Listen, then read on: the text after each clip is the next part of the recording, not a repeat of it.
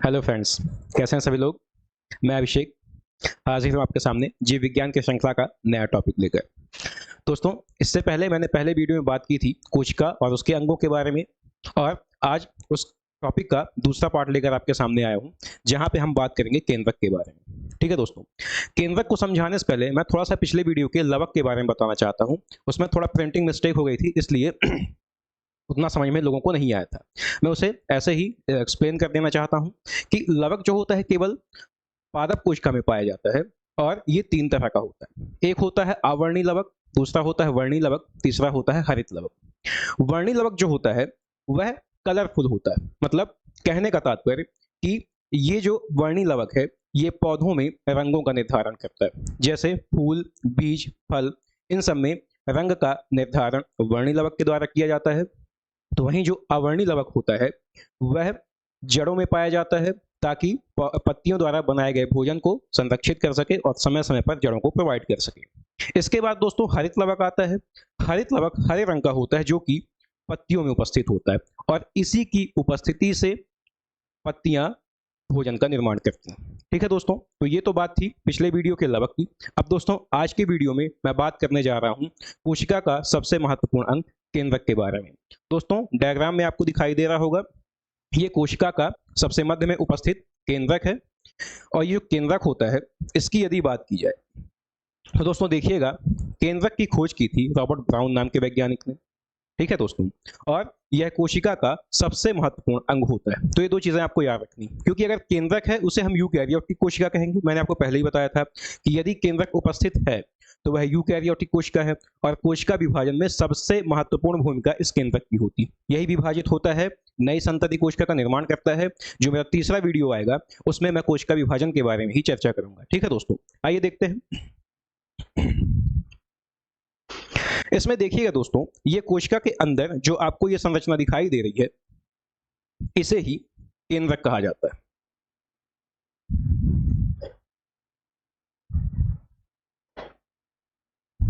ये देखिए दोस्तों, ये जो संरचना है इसे न्यूक्लियस या केंद्रक कहते हैं। ठीक है दोस्तों, ये इसकी हाफ डायग्राम बनी हुई है। हाफ है, पूरा गोल स्ट्रक्चर का होता है।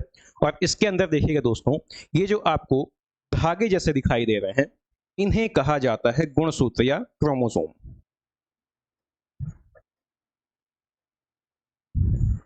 ये केंद्रक का एक सबसे महत्वपूर्ण भाग है।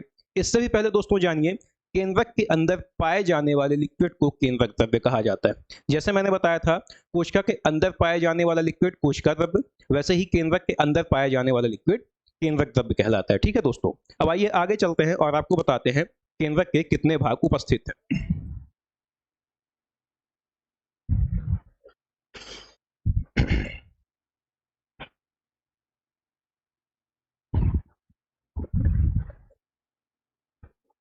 अब दोस्तों इस स्लाइड में ध्यान से देखिएगा, आपको इसमें केंद्रक के अंग दिखाई देंगे। इसमें कुल 4 अंगों को मैंने बनाया हुआ है। पहला है केंद्रक द्रव्य, दूसरा है गुणसूत्र, तीसरा है डीएनए और चौथा है आरएनए। दोस्तों डीएनए और आरएनए के बारे में आपने बहुत सुना होगा, न्यूज़पेपर्स में या किसी भी न्यूज़ वगैरह में, या फिर आपने करंट अफेयर की बुक्स पढ़ी होंगी तो वहाँ पे डीएनए आरएनए की बहुत सारी आपको जानकारियां मिली होंगी। लेकिन दोस्तों यहाँ पे मैं आपको बताऊंगा कि केंद्रक में डीएनए और आरएनए कहाँ उपस्थित होता है और इनकी क्या मुख्य भूमिका होती है। ठीक है दोस्तों, देखिएगा, सबसे पहले बात करते हैं केंद्रक द्रव्य की। मैंने आपको अभी बताया कि केंद्रक द्रव्य एक लिक्विड होता है जो केंद्रक के अंदर पाया जाता है। ठीक है दोस्तों, आप देखें आगे, यह केंद्रक के अंदर पाए जाने वाला द्रव है।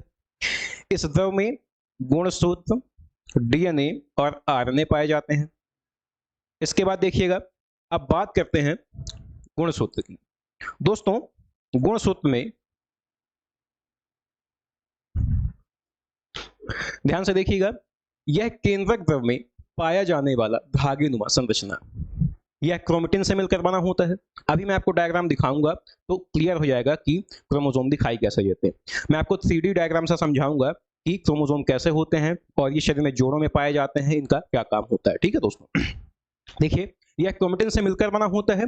क्रोमेटिन का निर्माण हिस्टोन प्रोटीन से होता है। ये दोस्तों सबसे इंपॉर्टेंट फैक्ट है, इसको आप जरूर याद रखें कि क्रोमेटिन, या ओवरऑल पूछ सकता है कि गुणसूत्र का निर्माण किस प्रोटीन से होता है, तो आपको याद रखना है यह हिस्टोन प्रोटीन नाम से या हिस्टोन नामक प्रोटीन से होता है। ठीक है दोस्तों, इसके बाद देखिएगा प्रत्येक जीव में गुणसूत्र जोड़ों में पाए जाते हैं एवं निश्चित संख्या में उपस्थित होते हैं।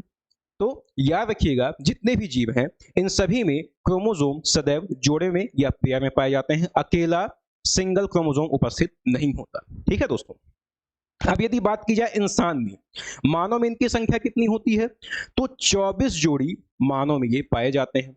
अब आइए मैं आपको इसका स्ट्रक्चर दिखाता हूं तो आपको क्लियर हो जाएगा क्रोमोसोम दिखते कैसे हैं। ठीक है दोस्तों,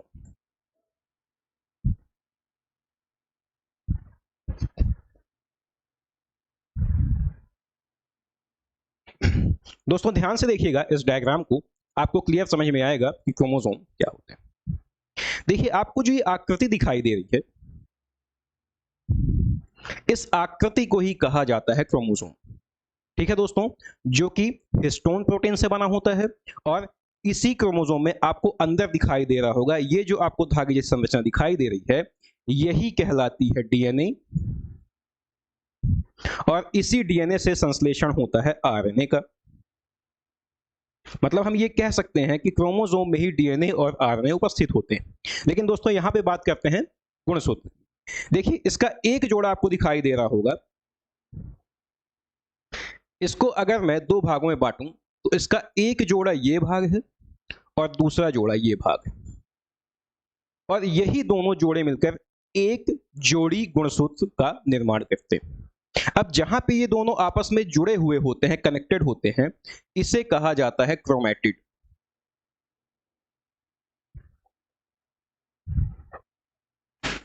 ठीक है दोस्तों, तो यदि आपसे पूछा जाए कि दोनों गुणसूत्र किस संरचना से आपस में जुड़े होते हैं तो आपको क्लियर याद रखना है कि क्रोमैटिड नाम की संरचना से जुड़े होते हैं और प्रत्येक जीव में जोड़ों में पाए जाते हैं। इंसानों में इनकी संख्या 2 होती है, देख लीजिए आप, और ये हिस्टोन प्रोटीन से बने होते हैं। इसमें थोड़ा बहुत ग्लूकोज की ही मात्रा पाई जाती है, ये भी आपको याद होना चाहिए। ठीक है दोस्तों, अगले डायग्राम में मैं आपको बताता हूं।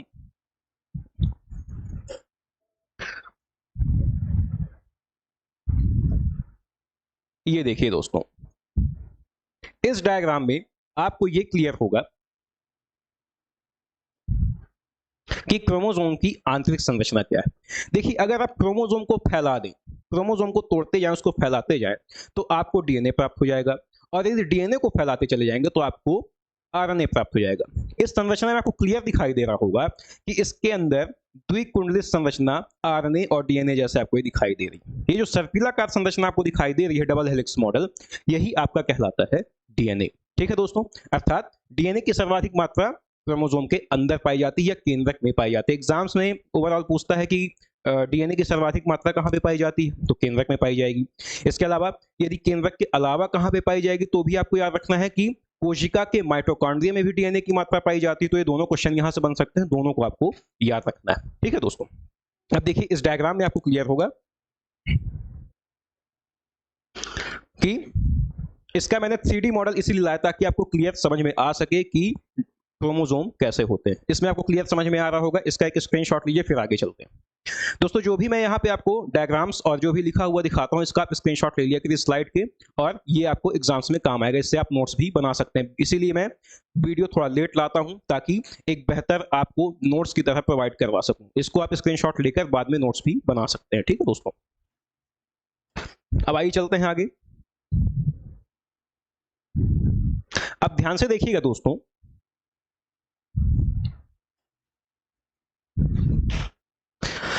जो गुणसूत्र का कार्य, इसे ध्यान समझिएगा, बहुत ज्यादा इंपॉर्टेंट इसका रोल होता है। यहां तक कि जो जेनेटिक्स होता है या अनुवांशिक गुण होते हैं, पेरेंट्स से बच्चों में जो ट्रांसफर होते हैं, इसी गुणसूत्र डीएनए के माध्यम से ही होते हैं। आइए समझते हैं इसको ध्यान से। गुणसूत्र में जीन पाए जाते हैं। दरअसल ये जो जीन है ये गुणसूत्र की इकाई होती है, यूनिट होती है। अगर आपसे पूछता है कि गुणसूत्र की इकाई क्या है तो आपको याद रखना है गुणसूत्र की इकाई जीन कहलाती है, जो अनुवांशिक गुणों को ट्रांसफर करते हैं पेरेंट्स से बच्चों में। ठीक है दोस्तों, तो गुणसूत्रों में जीन पाए जाते हैं जो मानव के अनुवांशिक गुणों को पीढ़ी दर पीढ़ी स्थानांतरित करते हैं। ठीक है दोस्तों, ये आपको याद रखना है। इसके बाद नेक्स्ट देखिएगा, इसलिए इन्हें वंशागति का वाहक कहा जाता है। समझ में आया दोस्तों, वंशागति का वाहक अर्थात माता पिता से जो अनुवांशिक गुण हैं बच्चों में ट्रांसफर करने का काम किनका होता है, गुणसूत्रों का ही होता है। ठीक है, और गुणसूत्रों में पाए जाने वाले जीन जो इस काम में महत्वपूर्ण भूमिका निभाते हैं। अब देखिएगा दोस्तों, यहां पे आपको एक चीज मैं क्लियर करता हूं और क्लेरिफाई करूंगा कि मानव में जो पाए जाने वाले 24 जोड़ी गुणसूत्र हैं, इनमें से देखिएगा 23 जोड़े गुणसूत्र जो होते हैं ये तो कॉमन होते हैं, महिला एवं पुरुष में समान पाए जाते हैं, इसमें कोई चेंजेस नहीं होता, जैसा पुरुष में है वैसा महिला में भी पाए जाते हैं। ठीक है, और इन्हें क्या कहा जाता है, ध्यान से देखिएगा दोस्तों, ये कहलाते हैं ऑटोसोम्स। ठीक है, तो 23 जोड़े गुणसूत्र ऑटोसोम्स कहलाते हैं, ये महिला एवं पुरुष में समान होते हैं। ठीक है दोस्तों, इसके बाद देखिएगा जो 24वां जोड़ी गुणसूत्र है इसे सेक्स क्रोमोसोम या लिंग गुणसूत्र भी कहा जाता है। क्यों? क्योंकि यही गुणसूत्र संतान में लिंग का निर्धारण करता है। ठीक है दोस्तों, और यह महिला एवं पुरुष में अलग अलग पाए जाते हैं। ठीक है दोस्तों, अलग अलग पाए जाएंगे एवं संतान के लिंग का निर्धारण करेंगे। ठीक है दोस्तों,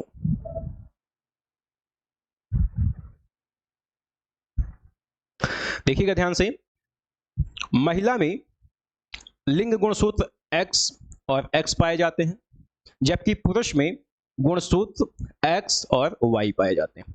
23 जोड़े तो दोनों में सेम है, लेकिन जो 24वां जोड़ा होता है ये लिंग गुणसूत्र अलग अलग होता है। महिला में देखिएगा X और X, पुरुषों में X और Y।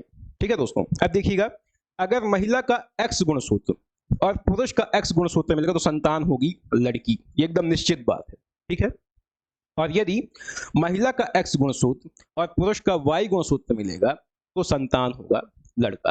तो दोस्तों आपको यहाँ पे याद रखना है कि संतान में लिंग का निर्धारण मुख्य रूप से किसके द्वारा किया जाता है, पुरुष के द्वारा, क्योंकि इसी में ही लिंग गुणसूत्र दोनों अलग अलग है, एक में X है और एक में Y है, जबकि महिला में तो दोनों सेम है, X और X है। इसलिए लिंग का निर्धारण या संतान के लिंग का निर्धारण में इस महत्वपूर्ण भूमिका पुरुष की होती है। ठीक है दोस्तों, इस डायग्राम से आपको क्लियर हो जाएगा कि लिंग का निर्धारण किस प्रकार से होता है। ठीक है, आइए दोस्तों आगे चलते हैं।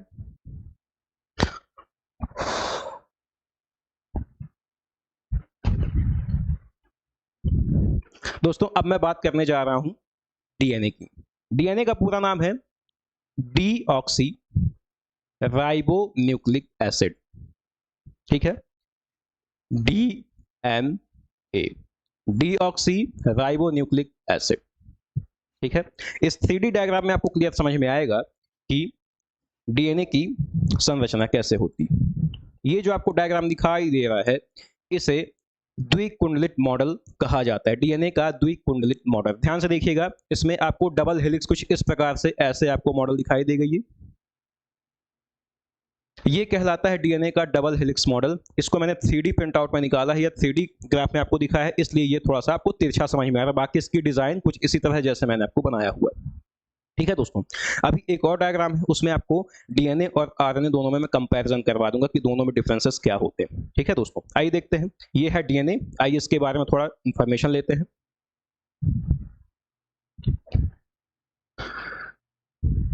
देखिए दोस्तों, उपस्थिति की यदि बात की जाए तो इसकी उपस्थिति सर्वाधिक पाई जाती है केंद्रक में।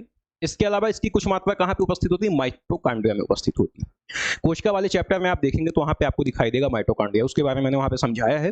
तो कुछ मात्रा होती है माइटोकॉन्ड्रिया में और सर्वाधिक मात्रा केंद्रक, और केंद्रक में भी गुणसूत्र में पाई जाती है, मैंने आपको बताया। आइए देखते हैं कितने भागों से बना होता है, निर्माण देखते हैं इसका। तो डीएनए का निर्माण मुख्य रूप से शुगर, शर्करा, क्षार और फास्फोरस से मिलकर होती है। ठीक है दोस्तों, मतलब बेसिक कंपोनेंट है, ये आपको याद रखना, शुगर, फास्फोरस, क्षार। अब क्षार भी जो होती हैं ये 4 प्रकार की होती हैं। आइए देखते हैं कौन कौन सी क्षार है। सबसे पहली क्षार है एडेनिन, दूसरी है गुआनिन, तीसरी है थायमिन और चौथी है आपकी साइटोसिन। ये देखिए साइटोसिन। तो ये 4 प्रकार के क्षार डीएनए में उपस्थित होते हैं। दोस्तों ये आपको हर समय याद होना चाहिए, क्योंकि यहां से क्वेश्चन बहुत बार पूछा गया है कि कौन कौन सी क्षार है। इसमें या तो आपको एलिमिनेट करने को दे देगा, या तो 3 इसकी देके दूसरी कोई अलग पूछ लेगा जो कि आपको अलग छांटना पड़ेगा। ठीक है, तो क्लियर याद रखिएगा। इसको आप ऐसे भी लिख सकते हैं ए जी टी और एस, AGTS, या इसको आप कह सकते हैं एडेनिन, गुआनिन, थायमिन, साइटोसिन। ठीक है दोस्तों, अब आइए देखते हैं, इसमें कुछ आपको इंफॉर्मेशन देता हूं फिर आगे बताता हूं। देखिए दोस्तों, इसका सबसे महत्वपूर्ण कार्य सभी अनुवांशिक क्रियाओं का संचरण, जो मैंने अभी आपको बताया कि गुणसूत्र में जीन पाए जाते हैं जो आनुवंशिक गुणों को लेकर जाते हैं। उन जीन के साथ मिलकर काम करने का दायित्व किसका होता है? डीएनए का होता है। डीएनए भी आनुवंशिक गुणों को स्थानांतरित करने में सहायक होते हैं, ठीक है दोस्तों, तथा प्रोटीन संश्लेषण में सहायक। अभी मैं आपको आरएनए के बारे में बताऊंगा। तो आरएनए के द्वारा जो प्रोटीन का संश्लेषण किया जाता है राइबोसोम के साथ मिलकर, उसमें भी इसका महत्वपूर्ण योगदान होता है, ठीक है दोस्तों। आइए अब आगे चलते हैं।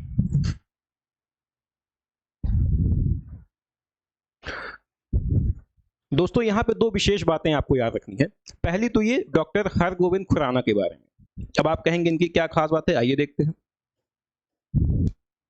हरगोविंद खुराना ने प्रयोगशाला में डीएनए का संश्लेषण सबसे पहली बार किया था, इसलिए इनको प्रथम वैज्ञानिक कहा जाता है जिन्होंने प्रयोगशाला में डीएनए का संश्लेषण किया है, ठीक है दोस्तों। ये तो पहली बात हो गई। दूसरी बात देखिएगा, वाटसन एवं क्रिक, इनके नाम से ही आपको पता चल गया होगा कि इन्होंने क्या किया है।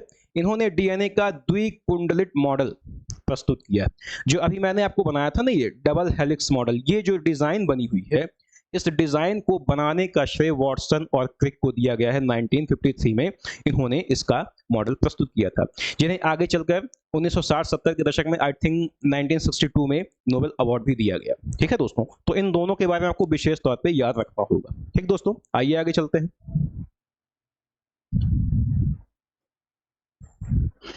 अब फाइनली अपन पहुंच चुके हैं आरएनए में, जो केंद्रक का अंतिम और महत्वपूर्ण भाग है। आरएनए का दोस्तों पूरा नाम है ribo nucleic acid. Ribo nucleic acid, ठीक है दोस्तों। डीएनए की यदि बात किया तो डीऑक्सी राइबो न्यूक्लिक एसिड था। यहाँ पे आरएनए है तो ये कहलाएगा राइबो न्यूक्लिक एसिड। डायग्राम में आपको दिखाता हूं कैसा होता है ये। देखिए दोस्तों, एक तरफ सिंपल डायग्राम है, दूसरी तरफ मैंने इसका 3D डायग्राम लेकर आया हुआ है ताकि आपको क्लियर दिखाई दे सके। सबसे पहले इस डायग्राम में नजर डालिए। इस डायग्राम में देखिए, इसका एक सिंगल हेलिक्स मॉडल आपको दिखाई दे रहा है यहाँ पे। और आप ध्यान कीजिए, जो अभी मैंने आपको डीएनए का स्ट्रक्चर बताया था, डीएनए का स्ट्रक्चर कुछ इस फॉर्म में था। इसे कहते हैं डबल हेलिक्स मॉडल, और ये कहलाता है सिंगल हेलिक्स मॉडल। ये दोनों डिफरेंसेस होते हैं। अभी मैं एक डायग्राम में आपको दोनों को कंपैरिजन करके दिखाता हूं, दोनों में क्या डिफरेंसेस। ये है इसका 3D मॉडल, देखिए कुछ इस तरह से इसका सिंगल हेलिक्स मॉडल होता है। और इस पे ये जो आपको डायग्राम दिखाई दे रहे हैं, ये क्या है, इनकी चर्चा मैं आगे करूंगा, ठीक है दोस्तों। आइए,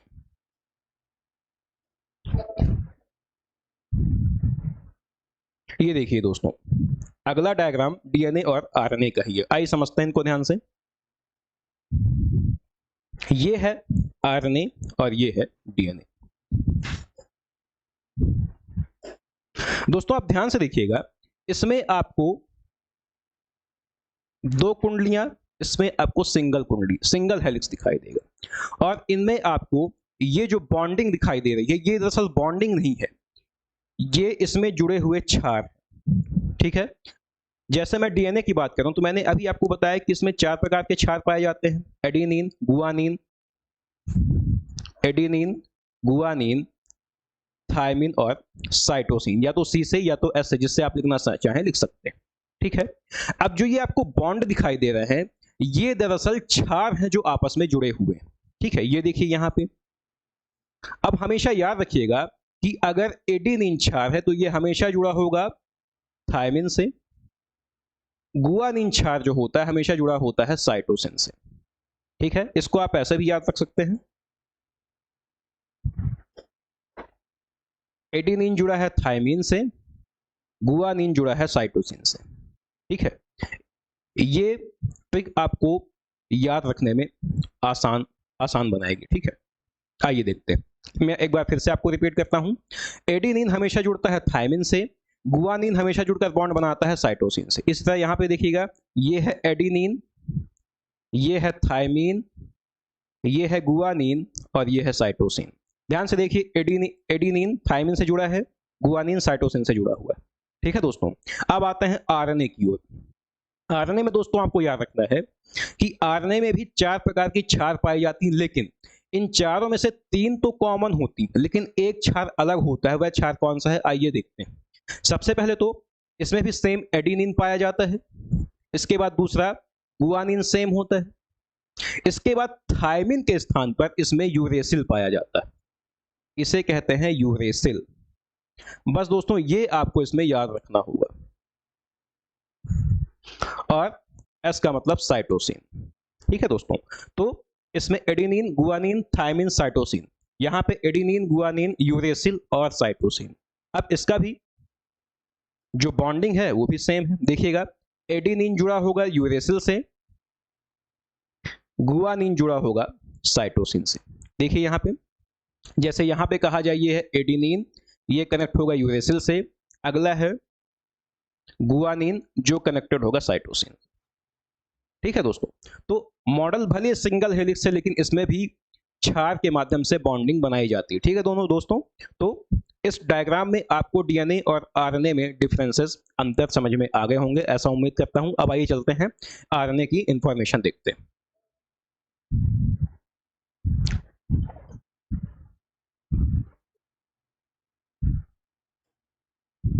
देखिएगा दोस्तों, इसमें केंद्रक में डीएनए से ही संश्लेषित होकर आरएनए का संश्लेषण होता है या डीएनए से ही संश्लेषित होता है। इसके बाद देखिएगा निर्माण इसका, क्षार की उपस्थिति, इसमें 4 प्रकार के क्षार पाए जाते हैं जो अभी मैंने आपको बताया। सेम एडेनिन, सॉरी यहां पे मां है इसको ना एडेनिन कर लीजिएगा।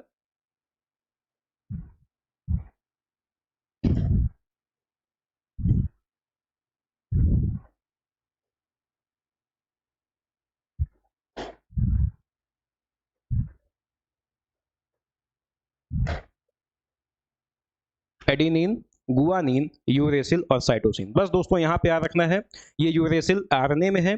अगर डीएनए की बात होगी तो डीएनए में यूरेसिल की जगह क्या पाया जाएगा, यहां पे थायमिन हो जाएगा। अगर आपको ये याद है तो आप डीएनए और आरएनए से क्वेश्चन गलत नहीं करेंगे। ठीक है दोस्तों, इसके बाद देखिएगा, अब बात करते हैं कि आरएनए के प्रकार कितने होते हैं। ये थोड़ा सा काफी अच्छा चीज मैं आपको बताने जा रहा हूं, ध्यान से देखिएगा। आरएनए के प्रकार, देखिए दोस्तों, आरएनए जो होते हैं 3 तरह के होते हैं। एक होता है एमआरएनए, दूसरा होता है टीआरएनए और तीसरा होता है आरआरएनए। ठीक है, आपको इनको याद कैसे रखना है ये देखिएगा। इनको मैंने उन्हीं याद करने के तरीके के क्रम में इनको जमाया है ताकि आपको याद हो सके। अब देखिए दोस्तों, जब मैं आपको डाइजेस्टिव सिस्टम पढ़ाऊंगा तब प्रोटीन कैसे पचता है, प्रोटीन का पाचन सबसे लेट होता है, उसके बारे में बताऊंगा। बस यहाँ पे थोड़ा सा इंफॉर्मेशन देता हूँ क्योंकि यहाँ पे शब्द आया है प्रोटीन का संश्लेषण। बॉडी में प्रोटीन का संश्लेषण राइबोसोम के द्वारा किया जाता है क्योंकि वो स्थान देता है प्रोटीन के संश्लेषण के लिए। लेकिन उन प्रोटीन को राइबोसोम तक लाने का काम आरएनए का ही होता है और आरएनए एक मुख्य घटक है प्रोटीन के संश्लेषण में राइबोसोम की सहायता करने हेतु। ठीक है दोस्तों, तो देखिएगा, सबसे पहले एमआरएनए। एम का मतलब है मैसेंजर। मैसेंजर होता है जो संदेशवाहक होता है।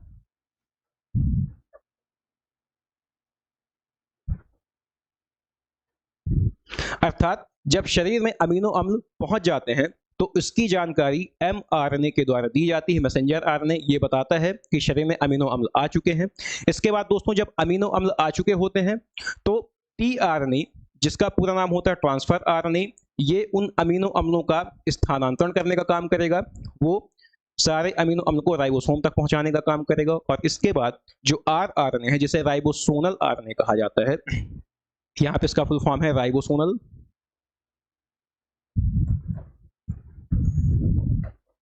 Ribosomal RNA. ये राइबोसोम के पास होते हैं जो राइबोसोम के साथ प्रोटीन संश्लेषण में सहायक होते हैं। ठीक है दोस्तों, तो इन तीनों को याद रखिएगा। एम मतलब मैसेंजर, जिसने मैसेज दिया। टी का मतलब जो मैसेज पाने के बाद उसे ट्रांसफर किया। और आर का मतलब जो राइबोसोम के साथ मिलकर प्रोटीन संश्लेषण में सहायक होता है। ठीक है दोस्तों, अब इसके बाद देखिएगा, यहाँ पे मैंने वही चीज लिख दी है जो आपको बताया है, ये राइबोसोम में प्रोटीन संश्लेषण में सहायता करते हैं। ठीक है दोस्तों, तो ये ओवरऑल वीडियो था केंद्रक का, जिसमें मैंने आपको केंद्रक और उसके अंगों के बारे में बेहतर जानकारी देने की कोशिश की है।